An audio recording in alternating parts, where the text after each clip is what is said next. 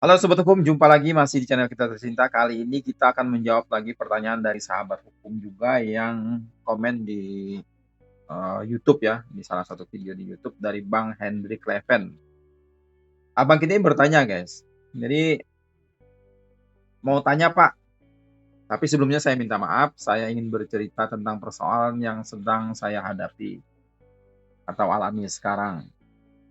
Saya sudah bekerja di salah satu PT perkebunan kelapa sawit di Kalimantan Timur, sudah jalan 4 bulan, 4 bulan lebih ya. Terus persoalannya, gaji bulan pertama, kemarin saya belum bisa terima, Pak, dan jadwal penerimaan gaji di PT tersebut paling lambat tanggal 9 sampai 10, Pak. Singkat cerita, 3 bulan sebelumnya gaji diterima secara manual, tapi pas tanggal 10 kemarin ditransfer lewat rekening. Tapi rekening yang baru mau dibagi bermasalah dengan PIN ATM. Saya merasa di sini ada kelalaian dari pihak terkait, Pak. Kira-kira langkah apa yang harus saya tempuh, Pak? Mohon sarannya. Terima kasih. Terima kasih juga ya Bang Hendrik Leven.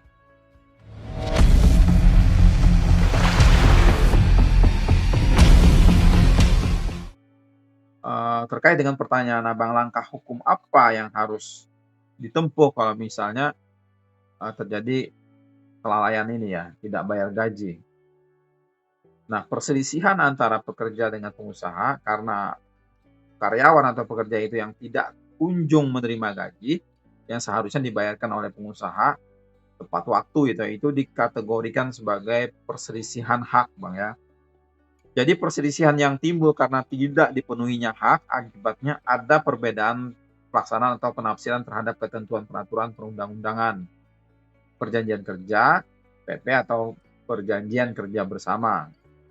Oke, kita lihat langkah-langkah yang bisa Abang tempuh nantinya, langkah hukumnya ya, yang bisa Abang tempuh dalam hal pengusaha tidak kunjung membayar gaji, diulur-ulur kah, ditahan-tahan kah. Yang pertama tentu saja kita kedepankan jalur bipartit ya, ini dua belah pihak, Abang temui pihak perusahaan, apa masalahnya, kenapa, pertanyakan apa penjelasan dari perusahaan. Jadi bipartit ini adalah perundingan antara pekerja dengan pengusaha untuk menyelesaikan perselisihan hubungan industrial tadi, karena ini kan antara pengusaha dengan pekerja. Yaitu berupa perselisihan hak antara pekerja dengan perusahaan. Jadi penyelesaian perselisihan melalui bipartit ini harus diselesaikan maksimal dalam jangka waktu 30 hari, Bang. Tapi kemudian yang kedua, jika dalam perundingan bipartit itu dicapai kesepakatan penyelesaian, maka bisa dibuatkan perjanjian yang ditandatangani bersama ya oleh kedua belah pihak.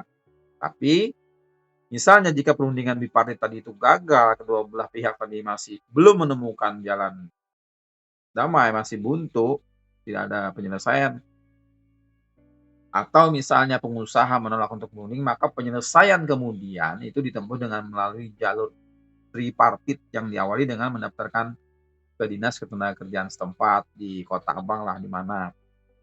Dengan melampirkan bukti bahwa upaya-upaya penyelesaian melalui perundingan bipartit itu sudah dilakukan tapi gagal. Jadi kemudian kita melangkah ke jalur kedua tripartit, melibatkan mediator pihak ketiga. Dalam hal ini Dinas Ketenagakerjaan ya.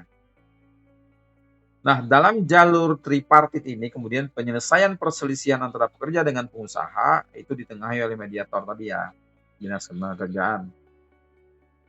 Jadi untuk perselisihan hak yang dapat dilakukan adalah melakukan mediasi yang ditengahi oleh Dinas Ketenagakerjaan tadi yang kita anggap sebagai pihak yang netral di sini, yang memang menangani ketenagakerjaan. Kalau misalnya mediasi berhasil dilakukan, maka hasil kesepakatan tadi akan dituangkan dalam satu perjanjian bersama yang ditandatangani oleh masing-masing pihak itu ya, yang disaksikan oleh mediator tadi. Dan kemudian akan didaftarkan di pengadilan hubungan industrial, di pengadilan negeri di wilayah hukum yang masing-masing mengadakan perjanjian ini untuk mendapatkan akta bukti pendaftarannya. Tapi kalau misalnya jong, tidak ada titik temu, maka mediator bisa menuangkan hasil perundingan dalam satu anjuran tertulis. Ada saran. Yang biasanya ini dalam bentuk risalah penyelesaian melalui mediasi, dan apabila misalnya ini salah satu pihak menolak anjuran itu, maka salah satu pihak bisa melakukan gugatan perselisihan pada pengadilan hubungan industrial. Inilah dimulai eh, jalur hukum. Jadi jalur pengadilan hubungan industrial ini jalur yang ditempuh oleh pekerja atau pengusaha melalui mekanisme gugatan yang itu didaftarkan di pengadilan hubungan industrial. Dengan dasar gugatan, perselisihan hak tadi ya berupa upah pekerja yang tidak dibayarkan oleh pihak perusahaan. Itu Bang terkait dengan masalah Bang. Silahkan dicermati kalau misalnya masih belum paham juga, Abang ambil langkah-langkah tadi ya. Dan semoga apa yang kami sampaikan ini bermanfaat. Jangan lupa tetap like, share, komen, dan subscribe.